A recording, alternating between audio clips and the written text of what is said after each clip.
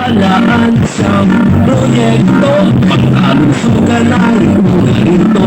Yan si Joey, trabaho pang kabuhayan, edukasyon para sa kabataan, mga isyo para maiwasan ang kanyang pagkul para sa kanyang congressman. Joey, yan si Joey, iharal na congressman. Joey, congressman sa halalan, iharal na congressman.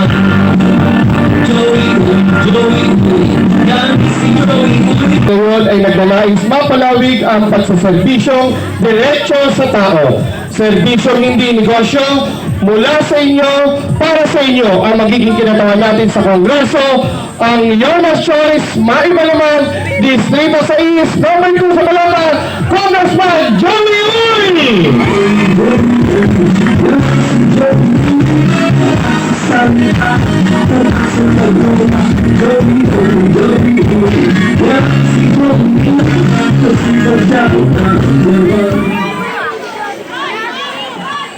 I love you.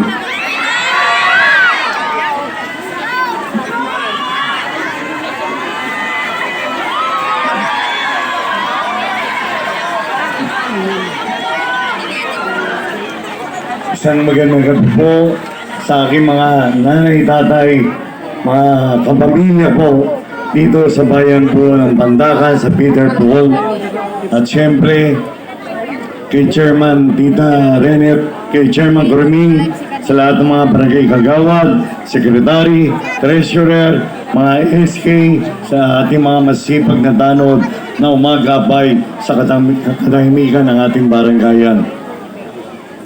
Unang-una po, pahintulutan niyo pong makapagpasalamat ang na inyong anak na si Joey Uy sa panahon na binigay niyo ngayong gabi sa Your Miss Choice.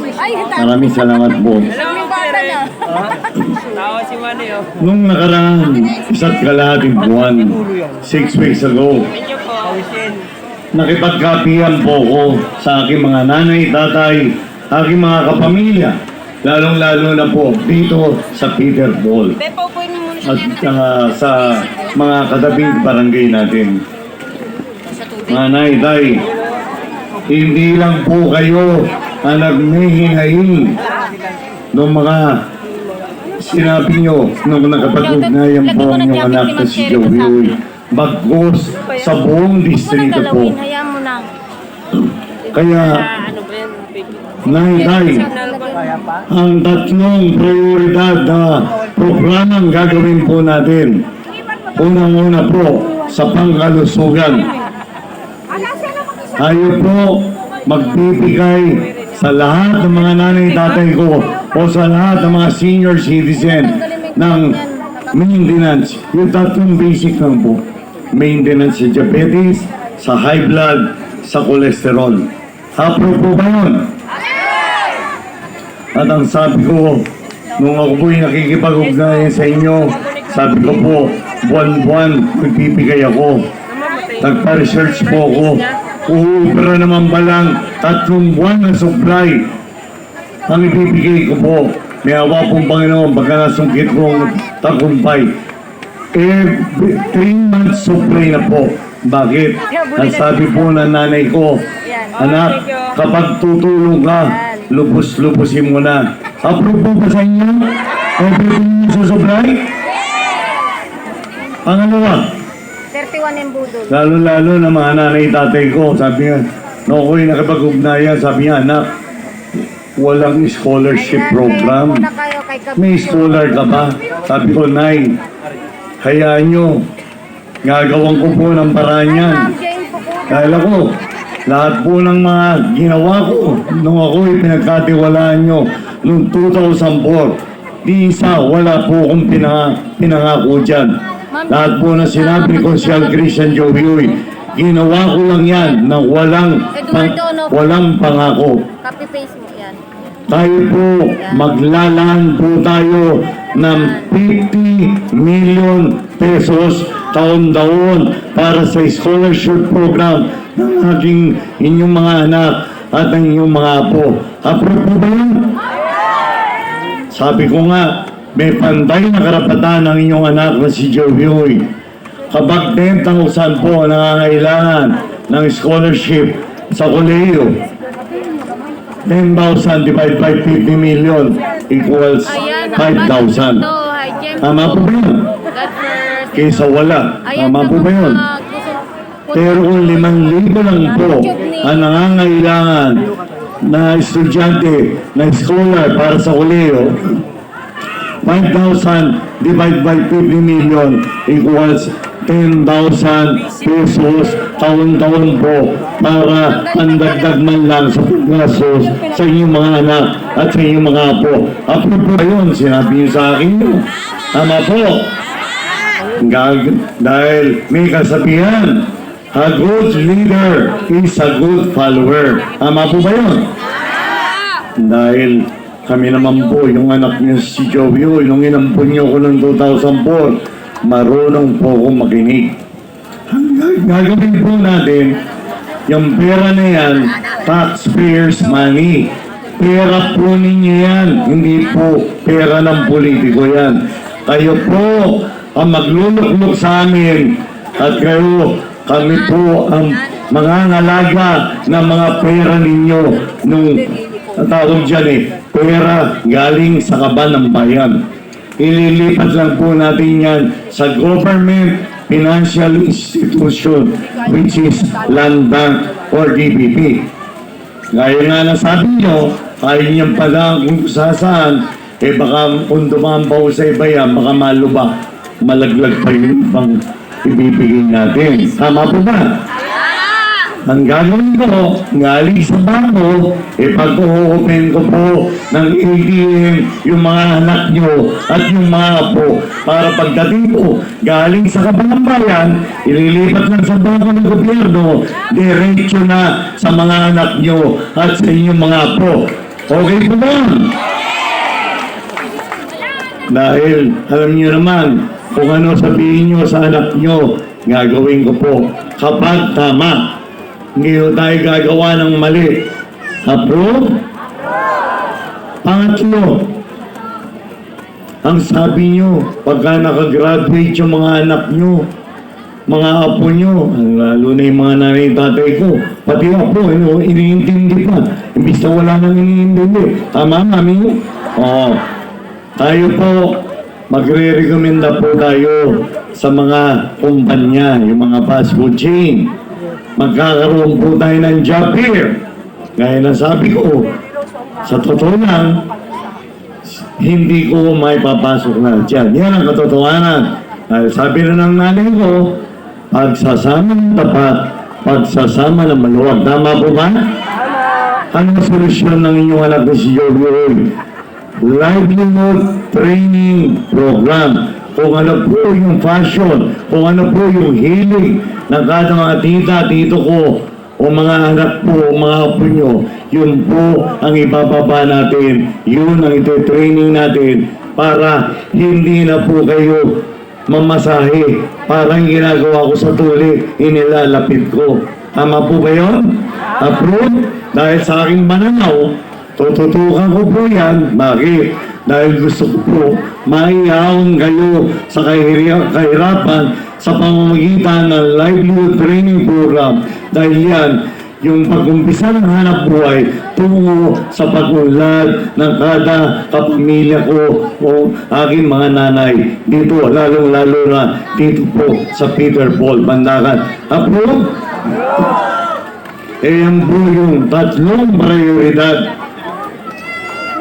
Dahil nung ako'y nakipagkapihan, sabi nyo, anak, wala ka daw libreng burial services. Sabi ko, Nay, Tay, kahit kayo po maging congresswoman, sir, kayo maging congressman, ordinaryo lang po yan, yung free burial services. Pero magkakaiba natin sa pangkasalukuyan, yung free burial services natin, kasi sabi nung iba pagka lumaki yung batay, may dagdag na daw na 20,000, 25,000. Tama po ba yun? Sabi niyo yun. Tama po. Kay Joey po, pagka sinabing libre, libre. Tama po ba yun? Lahat ng serbisyo sa City Hall, libre. Approve? Tayo po, wag naman tumama sa bato. Kapag ang batay is small, medium, large, extra large, double X, triple X, pag sinabi ni Joey Uy, libre, 100% libre. Wala po kayong dadagdag kahit isang mabera. Approve? At hindi na rin po kayo magdadala ng 7 tao para magsimba pa. Dahil si Joey, may respeto po ko kung ano po ang kanya-kanyang relihiyon natin. Di ba? Yung kung ano, pananampalataya ng kada kapamilya ko, nire-respeto ko po yun. Death certificate lang. Kung ano, kailangan requirements na nahangayon sa batas, yun lang po kailangan. Ipagdasal nyo lang po kami, wag ang aking pamilya, kami tayo po lahat. Magkaroon po tayo ng magandang kalusugan. Kayamanan po yan. Tama po ba? Approve? At sabi rin na nung tatay ko, wala ka daw guaranteed letter. Ordinary lang po yan sa congressman. Kahit sino. Pero ang pagkakaiba natin, si Joey Uy, pag sinabing pagtulong sa mga kapamilya ko, isang araw lang ang politika kay Joey Uy. Pagkatapos ng eleksyon, maging hindi sa atin. Kaya panahon na po, hikayatin niyo na po, papunta na po sa Yormes Choice. Dahil sabihin niyo, si Joey Uy, maging anong kulay ka man, red, white, and blue ang kulay ko. Gulay ng bandila ng Pilipinas. Kaya yan po ang susinumpa ng mga politikong iluluklok nyo. Dapat wala pong tinitignan sa tinititigan. Tama po ba yun? Lahat po. Bibigyan ko pagkakataon, maging hindi natin kakampi.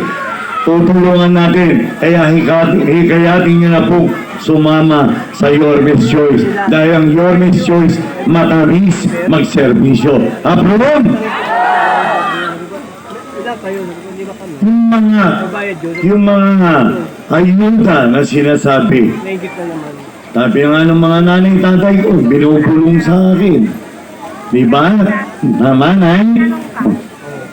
Yung mga ayuda na yan, nay, kahit kayo maging congresswoman, congressman, ibibigay niya. Sabi nga ni Senator Amy, yung mga akap, sa amin. Pero kay Joey Uy, kung sino po ang tatama ng programang akap, AIX, tupad, bibigyan ko ng pagkakataon, makatikim lahat niyan. Approve? Walang balakasan kay Joey Uy. Alam niyo yan. Tama po? At saka yung pinulong niyo sa akin, sabi niyo sa akin, anak, sabi niyo, sana makamalubak na naman, di ba? Kay Joey Uy, makikisulo tayo sa mga barangay official, pero ang sabi niyo, ididirekta ko sa inyo. Approve? Di ba may kasabihan, kapag gusto may parang, pag ayaw may bahilan. Dahil yan po ang gusto nyo. Kay Joey Uy, kayo po magluluklok sa akin. May awang Panginoon, nasungkit ko, tagumpay. Lahat po ng sinabi ni Joey Uy, gagawin po natin yan. Dahil kung ano gusto nyo, kayo masusunod dahil kayo ang boss ko. Approve? May tatanong ako, mahal niyo ba talaga ang anak niyo si Joey Uy? Mahal? Sasamahin niyo ako sa labang mo, sa kongreso? Kung sasamahin niyo po ang inyong anak na si Joey Uy, alam niyo naman, ang inyong anak na si Joey Uy, may prinsipyo. Pag sinabi, hindi, may paninindigan. Yan ang kailangan natin sa politiko, hindi yung mga nangangakulan. Tama? Talagang sasamahan nyo? Gawin na ba kayo? Kung ganyan na kayo, tulungan mo rin po ang buhay na Pinoy Church abroad. Tulungan mo natin ang magbabalik na alkalde ng Luzon, Manila. Walang iba, ang minay nga ni magbabalik. Yorme, Isko, Moreno, Ibagoso. At siyempre, hindi po kaya ni Yorme yan. Hindi natin kakampi ang Vice Mayor. Lahat po ng yung mga allowance yun ang napoporpit. Nay, yung mga black knives, ensure, yung mga vitamin na ginawa ni Yorme noong nakaraan, inamindahan para sa inyong kaalaman. Nay, may resibo si Joey. Hindi po ko pumoto dyan. Patignan nyo sa anak nyo, sa apo nyo, dahil kay Joey, pag tama, mali, hindi ako pumoto dyan. Kaya tulungan mo natin ang Vice Mayor ng Yorme Sur sa Prod. Tulungan mo natin ang susunod na Vice Alcalde ng Luzon, Manila. Walang iba, Vice Mayor Chi Atienza. At tulungan na rin po natin si Senator Amy. Approve? Tatamang naman di ba? Tulungan po natin ang buong lineup ng Yorme's Choice. Bakit? Dahil pagkain namin dahil yung batas, ititiribol-tiribol lang nila yan. Di ba? O kontra-kontra pa. Straight? Tulungan mo natin. Ang susunod na konsyal mula po sa bayan ng Bunda Sandana, konsyal Walter Castaneda. Ito naman po, nakita nyo, naging chair, naging kagawad. Siya lang po nakatatlong term na chairman sa barangay 628 sa PUP. Walang chairman na nakakatapos. Tulungan po natin mula po sa bayan ng Santa Mesa, matinong chairman, magiging konsyal, Keith Marasingat. Ito naman po, naging natundong na chairman din mula po sa bayan ng Bungsa, Santana. Tulungan po natin, konsyal, Doc Mercado. Ito naman, kilala nyo na. Kapitbahay nyo, naka-first term. Tulungan po natin. Pangalawang term nyo. Batong Mantakan. Konsyal. Elmer Mar.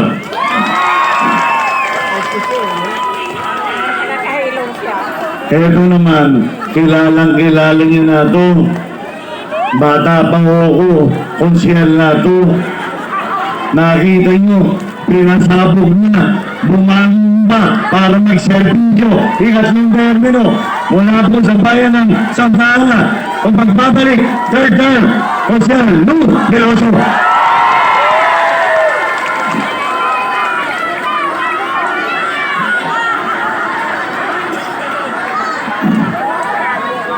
At ito naman po, yung aking panganay na anak. Pinagkatawalaan nyo ng tatlong termino. Nakita nyo, matino naman. Dahil pinagpalaki ko dyan, galing sa pinagpawisan ko, pati pinagpangaral ko dyan. Siya po ang magtutuloy lahat ng mga naumpisahan ko mula noong 2004 hanggang sa pangkasalukuyan. May libreng juice, sabi nyo, may lasa. Kala ko, lasa ng medyas ni Joey, sabi nyo, matamis. Diba? Sabi naman nila yun ipagpasa Diyos na lang natin yun. Yung mga mali, ipagpasa Diyos na lang natin. Gagawa lang, ang Yorme's Choice, hindi naninira. Gagawa lang tayo ng puro mabuti. Approve? Tulungan po natin para mapagpatuloy po yung mga naumpisang programa ni Joey. Magbabalik, Konsyal Christian Joey.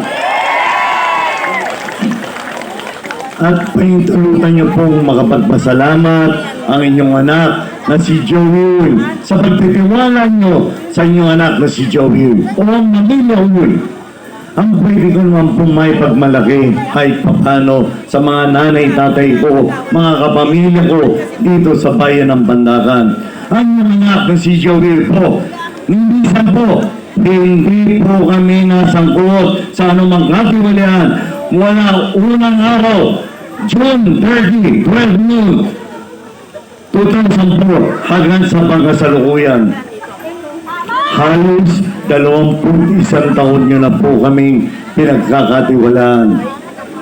May awa po ng Panginoon, sa tulong po ng Panginoon, sa tulong ng mga nanay tatay ko at mga kapamilya ko, pagka nasugit ko po ang tagumpay, makakaasa po kayo at susugli ko po ulit ng sandabat at dire-diretsong pagsaservisyo sa abot po ng aking makakaya.